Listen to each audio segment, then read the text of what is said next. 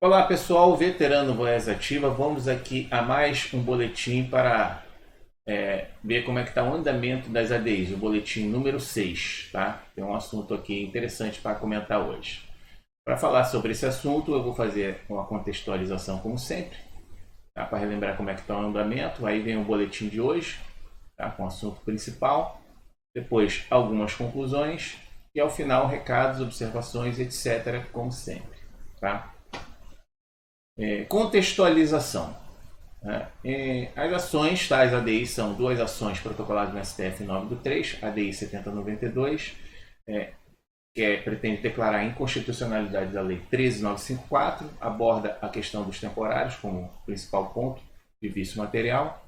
Tá? Aí tinha um pedido de urgência, foram estabelecidos prazos menores, já houve resposta de diversos órgãos governamentais e está aguardando ainda a resposta, tá? de um órgão. E tem a solicitação do Sindmil para entrar como amicus curiae na ação. Tá? Na 7093, o objeto é a MP 2131/2015, tá? A inconstitucionalidade também. Fala muito da concepção da MP, relevância, urgência, tempos e o tempo sem deliberação, essas 2 décadas aí. Tá? São prazos maiores, porque não tinha pedido de urgência.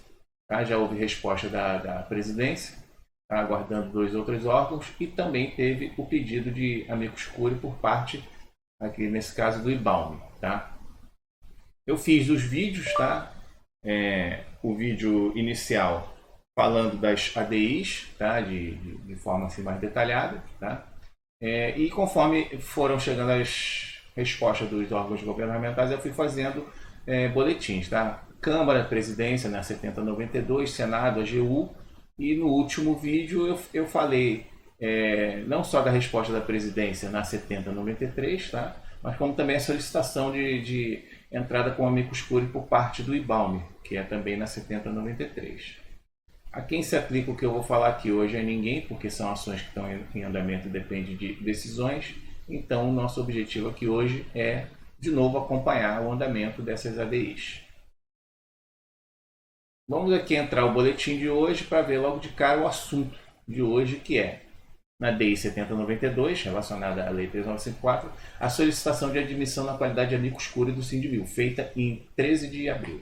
Tá? Eu não tinha falado sobre esse assunto antes, porque eu estava focando nos órgãos governamentais, nas respostas. Mas como eu falei ontem também, aproveitei e falei do IBAUM, então eu decidi falar sobre isso hoje. Tá? O IBAUM eu ainda falei mais rapidinho, porque basicamente foi o pedido para participar e também já pediu para depois, para autorizar depois a fazer sustentação oral, apresentar argumentações e tal. Já no caso aqui do Sindmil, a solicitação já traz diversas argumentações, tá? Que achei interessante, tá? Então, o documento principal, né, tá aqui esse número 32 aqui, é na página da DI, que vai estar na descrição, como sempre, tá? Chegando aqui na página da DI, se clicar aqui em peças, vai abrir essa página aqui, que tem a lista dos documentos que compõem o processo, tá? Então, clicando aqui no documento número 32, vai abrir o documento enviado pelo Sindmil, tá? E também tem outros documentos até o 39. Eu já abri todos eles aqui em abas separadas. O documento é esse aqui, que a gente vai dar uma olhada nele daqui a pouco. E também foram anexadas algumas imagens, que são essas que eu vou mostrar. No caso aqui, nós vemos aqui o relator do PL 1645 naquele evento em que ele recebeu medalha, foi agraciado e tal. Né? E também tem uma foto aqui que mostra o general Vilas Boas. Tá? E daqui a pouco a gente vai ver por que ele anexou essa foto aqui. Então vamos aqui, começando aqui no documento. Tá? No início do documento tem a solicitação para o ingresso na ação. E aí no capítulo 1, né? Dos itens de 1 a 4, né, ele fala da legitimidade, tá? da atuação do Sindmil. Aí tem vazamentos em tratamentos internacionais, tá? Fala da representatividade para a classe, fala que a categoria não pode ser qualificada como subcidadãos, aponta alguns vícios, tá? E tem uma parte aqui que eu vou até comentar. Tá? Essa primeira parte, como eu falei, é o pedido. Aí tem aqui, tem aqui essas fundamentações deles, tá? Eles fazem muita coisa com base em tratados internacionais, tá? A representatividade, tá? Aí é que ele diz, essa categoria não pode ser qualificada como subcidadãos, seria uma grave violação de direitos humanos praticada pelo Estado. E aqui no número 4 ele põe, né, comprovada a legitimação da Sindmil, né, com o embasamento deles, né, as graves violações, então a sua intervenção no presente feito, na qualidade de amicus curiae, é a medida que se impõe para lançar luz aos fatos. E essa parte aqui eu achei estranha, é afastar a inconstitucionalidade de alguns artigos. Creio que aqui, ou eu não entendi alguma coisa, mas talvez fosse para afastar a constitucionalidade, tá, dos artigos. Creio que fosse isso. Talvez tenha passado um equívoco aí e precise de uma correção posteriormente. Tá? Entrando aqui no item 2, fala de liberdade sindical, tá? Nos itens de 5 a 7, tem mais embasamentos, mais transcrições e citações. Vamos dar uma olhada rápida lá. Tá? Liberdade sindical. No 5, tá? O que tem de interessante aqui, né? Ele fala que é o único instrumento de justiça, tal, mas ele fala assim, que a categoria vem sendo desvalorizada pelo alto escalão das Forças Armadas, de modo que em pouco tempo será equiparada a mendigos de rua. Né? Então ele já cutucou bastante mesmo. Tá? Então aqui são outras argumentações sobre a liberdade sindical, fala do estatuto do Sindmil, tá? E tem várias transcrições aqui da regulamentação deles, de outras legislações, decretos e tal. Então é bastante texto para quem quiser se aprofundar, tá? Cita aqui casos, né, de judiciais, são coisas que na pesquisa deles, no conhecimento deles, podem amparar esse ingresso deles, tá? E a representatividade deles. Tá? Em seguida que eles fazem um destaque para isso aqui, para esse quadro aqui. Em nenhum momento o Sindmil reivindica aumento e equiparação salarial, uma vez que mostramos a inconstitucionalidade de artigos e anexos da Lei 13.954. Tá? E aí logo aqui no item 8, o que ele fala? É de aumento para generais. A situação que foi gerada, aqui ele colocou, né, que conforme os dispostos ali no PL 1645, os generais, na verdade, disfarçaram o aumento deles, só que aqui eu achei que ficou um pouco faltou um pouco de dado mais técnico, porque aqui está de 19.000 a 39.200, ou seja, seria um aumento de mais de 100%, que na verdade não foi bem assim. Talvez também precise de um ajuste nesse texto aí, tá? Porque talvez alguém tenha pego no início com líquido e depois colocou o bruto lá da frente. Então tem que tomar cuidado com isso aí para não perder a credibilidade. Mas é coisa que pode ser ajustada. Tá? Aí no 9 e 10 ele fala da escolha do relator, da medalha, e é por isso até que foram anexadas aquelas fotos, tá, no processo. Tá? E aqui no 9 até tem o link de um vídeo, que a gente já vai dar uma olhada nele aqui. Tá? Aqui é o 9, o MD escolheu o relator, tá? E ressalta-se que recebeu uma medalha e tal coisa. Né? Agora, achei interessante que esse vídeo aqui, quando eu cliquei nele, né? Vamos ver que vídeo é esse aqui. Pá! É um vídeo que está no meu canal. Eu não sabia, foi até uma surpresa para mim, agradeço a menção. Tá? Então vamos aproveitar e dar uma olhada. Esse aqui foi um vídeo que eu fiz há algum tempo, que eu peguei diversos pedacinhos de coisas públicas e emendei, tá? E eu coloquei assim, do PL 1645 até a Lei 13.954 e 8 atos, né? São 8 pedacinhos que eu juntei ali, e o pedaço referente ao relator do PL é esse aqui, né? Vamos dar uma olhada aqui que é bem rapidinho, tá?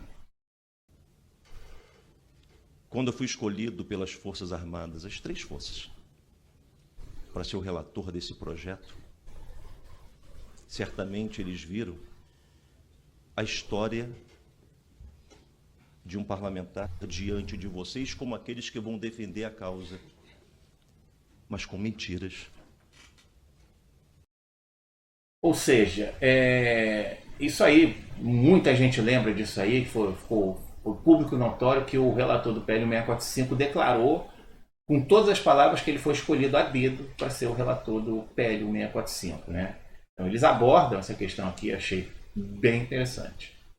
Em seguida, aqui no item 11, eles comentam alguma coisa sobre a iniciativa da lei, que é uma outra coisa que eu fiquei em dúvida também, porque eles falaram aqui que a lei o projeto de lei deveria ter nascido, né, deveria ter sido originado no legislativo. Porém, tem aquela questão da Constituição que diz que a iniciativa de projeto de lei acerca dos militares é do Executivo. Então, também é alguma coisa que possa ser ajustada aí no futuro nessas argumentações. Tá? No item 12 ele falou do acordo, né, daquele acordo que foi estabelecido. Mas o que ele colocou aqui é que foi feito um acordo para reparação por decreto, né, mas que o que seria vedado e tal pela Constituição. Mas, na verdade, assim, algumas coisas até poderiam ser feitas por decreto, mas realmente a maior parte das correções precisa de uma nova lei para modificar a Lei 13954, né, ou revogá-la completamente, ou, quem sabe, a ADI e começar tudo do zero, né? Declarar inconstitucional e começar tudo do zero. Tá? Aqui no item 13 ele colocou: o que acontece se não declarar a inconstitucionalidade da lei? Caso a lei não tenha seus artigos e anexos declarados inconstitucionais por esse honrado tribunal, pelos fatos graves elencados a seguir no direito, os trabalhadores e praças pensionistas e pensionistas simplesmente se tornarão mendigos de rua. De novo, ele tocou nesse ponto, foi bem ali, sabe? Não mediu palavras para falar, né? Vamos deixar, né? Aos poucos estão deixando a míngua, tá? Nos itens 14 a 16 vem diversas suas argumentações e transcrições.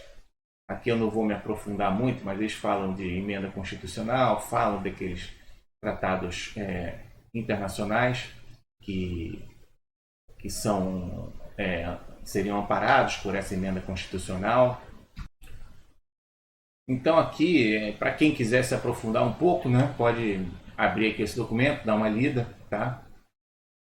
E aí nós paramos aqui no item 17, em que ele faz uma comparação da situação de praças e pensionistas com a situação de generais, tá? Ainda faz parte dessas argumentações todas, mas tá aqui, ó, a Lei 3.954 afronta a jurisprudência da Corte Coisa Julgada, aí cita aqui tratados internacionais. A situação dos trabalhadores praça e pensionistas é análoga à escravidão e servidão, enquanto os generais e seus familiares, todos felizes e ricos, rindo da sociedade. Ou seja, mais uma vez, foi ali bem forte mesmo, né? Mais transcrições, mais citações aqui no 18 ao 20, tá? Que é mais coisa aqui que, para quem quiser se aprofundar, tá? O Estado não pode editar lei sem observar esses julgados. Aí citou diversos aqui, tá? Transcreveu trechos de alguns, tá? Flagrante que a Lei 3.954 fere de morte os tratados internacionais e tal, né? E aí ele vai entrar aqui nessa parte aqui de tratados internacionais violados pela Lei 13.954, tá? E vemos aqui dos itens 21 e 22, tá? Tá mais aqui embaixo. Você vê que ele faz aqui várias citações, várias transcrições e destaca essa observação aqui, né? Uma pequena observação, artigo 27 da Convenção de Viena sobre o direito de tratados. Ou seja, deve ser obstado o procedimento de o Estado celebrar um tratado e depois, por meio de mera alteração em sua legislação interna, derrogar ou abrogar as regras convencionais externamente. Tá? Caso o faça, o Estado infrator será plenamente responsabilizado perante a sociedade. Ou seja, eles se basearam muito nisso, tá? Nessa questão de tratados internacionais. O ADI 7092 deve ser julgado respeitando o controle difuso de convencionalidade da Corte Interamericana, e esse instrumento é suficiente para defenestrar os artigos e anexos da Lei 3.954. Aí faz mais outras citações aqui, né, no processo, nas argumentações, tá? Continuando aqui, né, no 21 e 22, ainda faz parte disso aqui, ó. São mais citações. Isso aqui é parte do texto que vai ser mais de interesse de quem quiser se aprofundar mais, porque para a gente também não ficar com um vídeo tão longo, né? Já fica um pouco longo só falando assim de passagem, tá?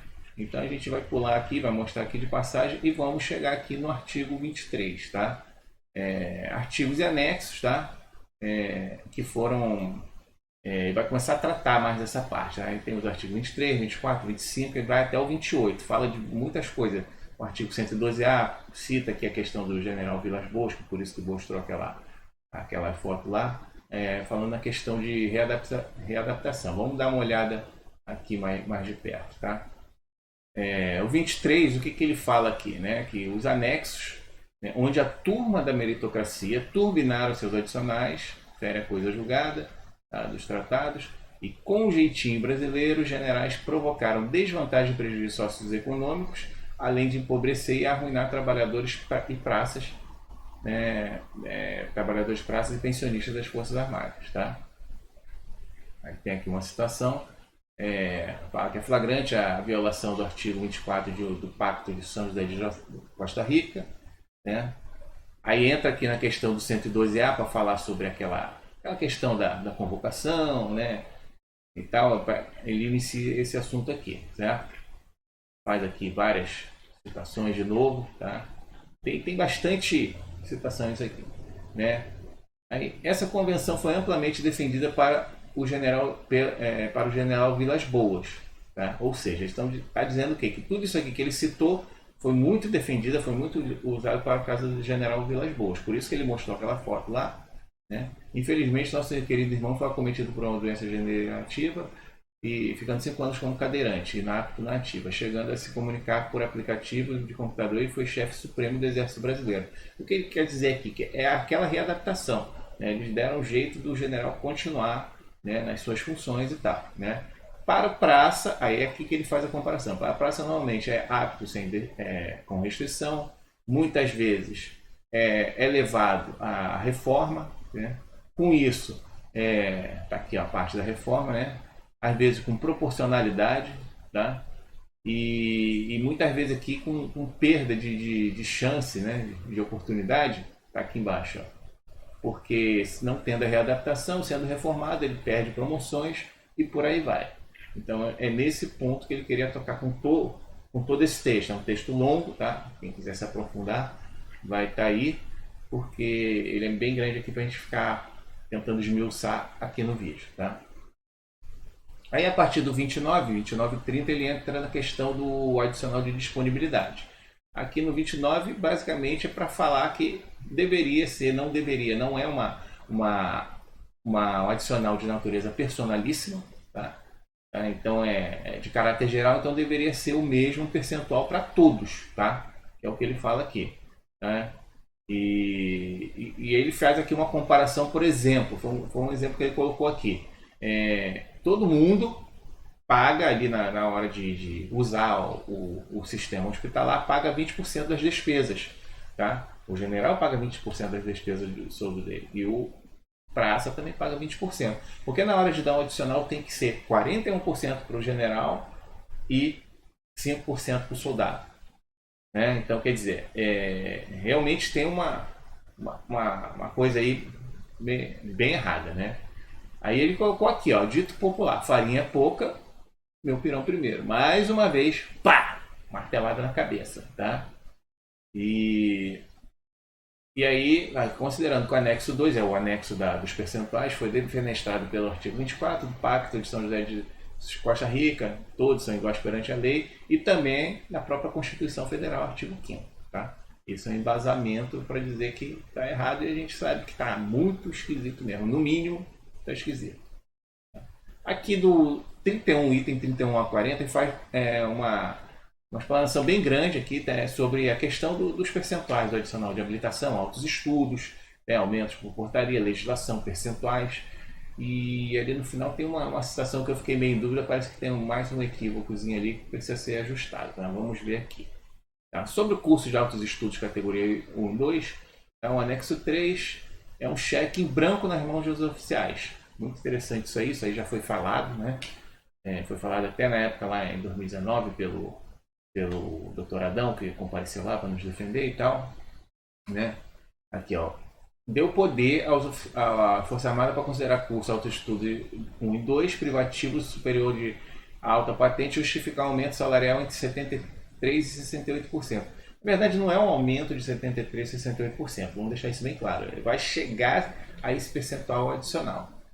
Criaram um jabuti chamado Altos Estudos 1 e Altos Estudos 2, de novo falando em jeitinho brasileiro, embora também não tenha sido criado na Lei 13.954, mas o aumento, né, de percentual, aumento abusivo, né, escandaloso do percentual, foi um jeito que eles criaram para dar esse jeitinho brasileiro, tá? Mais uma vez, fala de grave violação aos tratados, tá? Falando que não existe nenhuma lei, tá? Então eles podem fazer isso por portarias, né? Definir qual curso é qual, tá? Aí aqui cita uma lei da educação superior que fala sobre a equiparação dos cursos militares e tal, né? Deixaram de editar a lei específica, tá? Aí fica a cargo das portarias, tá? E aqui diz, aqui que entra a lei do ensino, que tem que ser uma lei específica, mas fizeram um jeitinho brasileiro, tá? E entraram aqui na questão dos percentuais, né? Que o aperfeiçoamento vai chegar no máximo a 45%, formação não muda, enquanto que altos estudos, né, vai de 30% para 73%, 30% para 25% para 68%, enquanto que as mais baixas patentes de 12% ficam com 12% mesmo, né? E cita aqui as leis de ensino, tá? Aí fala aqui de novo, sobre o aumento que teve por causa disso aí, né? Principalmente por causa desses percentuais, mas de novo ali aquela questão dos números não estão muito corretos, tá? Cita aqui também a questão de praças impedidas de fazer cursos de altos estudos, tá? E também fala aqui que praças são profissionais de nível médio, mas a questão de terem sido mandados muitos para fazer curso de alto estudo. Acho que é a questão do exército que começou com o Chacal, tá? Aqui, nessa parte aqui que ele fala aqui de um amparo através de portaria de cursos que foram criados recentemente como Altos Estudos 1. Tá? Fala do Cascenso, tá? Que foi criado em 2019, começou a operar em 2020. O Chacal, que já existia, né? O Chacal, na verdade, era definido desde a década de 1980, mas ele só passou a existir em 2013 e começou a receber adicional em 2015, né, Altos Estudos 2, depois em 2017, Altos Estudos 1. E agora foi beneficiado com esse aumento escandaloso do percentual de altos estudos. Só que eles colocaram aqui a OFCFOI. Só que a OFCFOI, aqui embaixo também tem de novo, citando como se o OFCFOI fossem cursos classificados como Altos Estudos 1, mas no caso não é. Tá? A OF e o CEFOI não foram classificados. Então houve aqui um pequeno equívoco aqui, tá? Então essa que é a parte que eles falam da questão dos estudos, tá? Em seguida aqui no número 41 é a representação, tá? Que diz assim: por portaria, o excelentíssimo senhor presidente Jair Bolsonaro deixou os generais acumularem mais de 10% de representação, sendo mais um penduricalho com dinheiro público, de modo que a Lei 13.954 impede tal generosidade aos praças, né? Tem essa questão ali toda cabulosa ali da representação, mas não foi exatamente uma portaria. Talvez ele estivesse falando também, tivesse lembrado aqui do decreto 11.002, que pelo visto vai permitir acumular percentuais da própria gratificação de representação. Vamos ver como é que vai ficar a partir de julho, né? Ou junho, julho, não lembro direito agora quando que entra em vigor, tá? Mas realmente é mais um ponto precisava ser destacado mesmo. Comentou também no item 42 aumento de alguns soldos, tá? E foram reajustados soldos de graduações mais baixas, né, em praças especiais, alunos e tal, porque viu que eles iam ter um decréscimo, né? Então, argumenta aqui que deveria ser igual para todos, tá? Finalmente, depois de todas essas argumentações ali, você viu que o texto é grande, né? Parte, volta, cita de novo uma coisa, muito embasamento conforme tratados internacionais. Nós chegamos aqui no item 3, tá? No capítulo 3, que são as conclusões do documento, tá? E o pedido que é feito. Por tudo isso, a inconstitucionalidade dos artigos e anexos aqui citados é líquida e certa, ressaltando que o caso já foi levado à OIT, Organização Internacional, agora não lembro, será levada à Comissão Interamericana de Direitos Humanos e ainda ao PIDESC, a fim de que o Brasil conserte essa injustiça. Assim, demonstrando as graves violações aos tratados e tal, dos artigos e anexos da Lei 3.954, esse sindicato se manifesta na condição de amicus curiae, na apresentação direta de inconstitucionalidade, pelo acolhimento da ação e que seja julgada procedente para que o Congresso Nacional, de modo a atender os princípios de liberdade sindical ostentados pela OIT e consagrados pela Constituição Federal, legisle de modo adequado e regulamente na conformidade, declarando a inconstitucionalidade dos artigos e anexos citados. Pedidos, diante do exposto, requer que seja admitida na qualidade de amicus curiae, na ação que todas estão a ela subordinadas, aglutinadas para a tramitação e julgamento conjunto. Receba as contribuições ora trazidas e outras que possa trazer no curso do processo e seja deferida a sua participação, inclusive para fins de sustentação oral na sessão de julgamento. Ou seja, também pedir a sustentação oral. Acho bem interessante, né? Aqui é o final do documento, né? Tem mais algumas no amparo, para solicitar as intimações que seja realizada em nome do advogado Paulo e tal. Tem uma procuração. Espero, afinal, que seja acolhida a declaração da inconstitucionalidade arguida pelos fundamentos bem apresentados na ação promovida e aqui todo aquele embasamento conforme tratados internacionais, né? Que eles sempre fazem. Assinatura e tal, terminou o documento. Bem grande, né? Mas é isso aí que eles protocolaram, registraram essa solicitação do Sindmil junto à ADI 7092, tá?